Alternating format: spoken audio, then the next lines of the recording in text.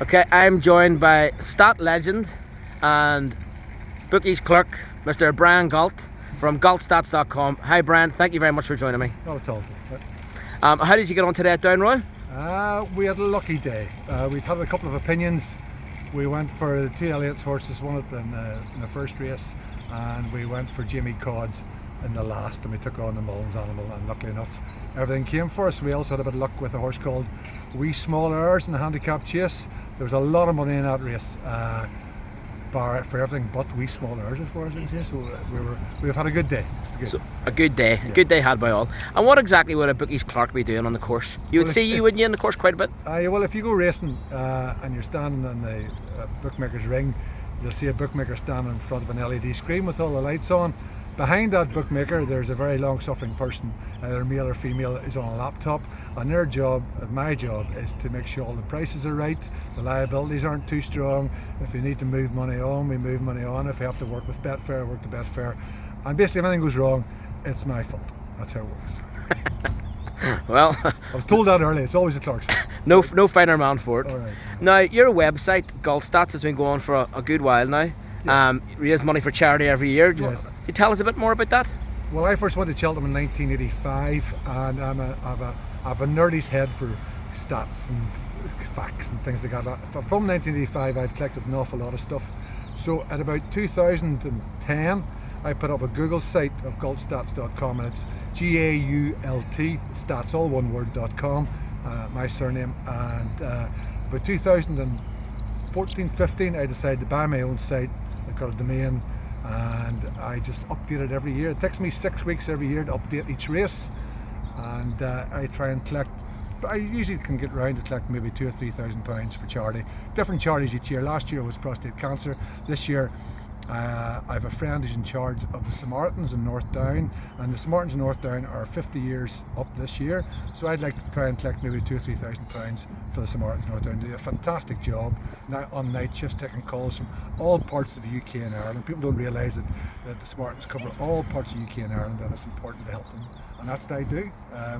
Last year we approached probably, I'd say, 14,000 phones, computers, laptops, devices access the site. So it was very good. Most people are very complimentary. People like it. I get emails from folk in November asking me when it's going to be updated. For this year, I should have it finished by 14th of February, which gives everybody a month to look at it before the Cheltenham Festival.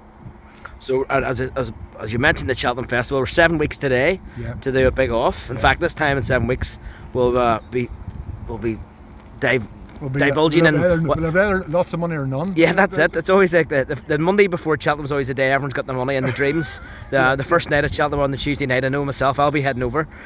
So it's very, very busy in the site at the minute then. All ready, getting ready for it then? Yeah, I'll have it all done up. You have people asking me when it's going to be done. I have people like Ross Brearley, who does In the Know. He wants to know when certain races are done so he can talk about it on In the Know with Tom Siegel and Paul Keeley. Tony Keenan's very good. Rory Delargy, very helpful towards me. These are people who are journalists, and they like to help me out and do things. I'm very grateful for all the help I get.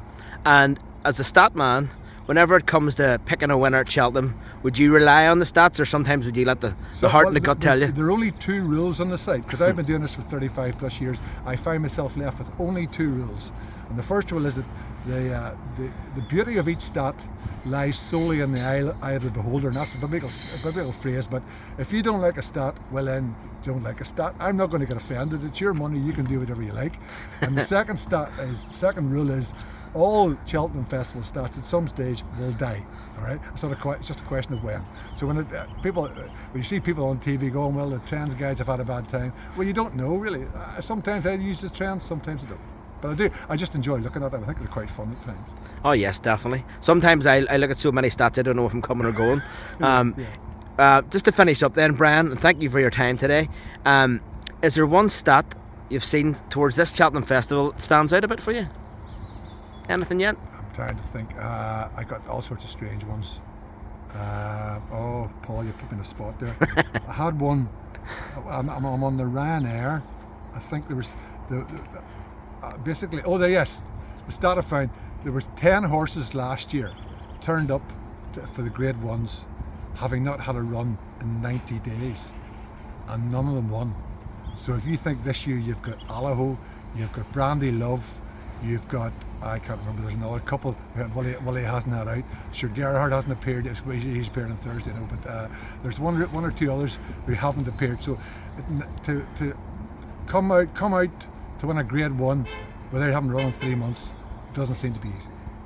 So, Thank you very much for your time, Bryan. Thank you so much.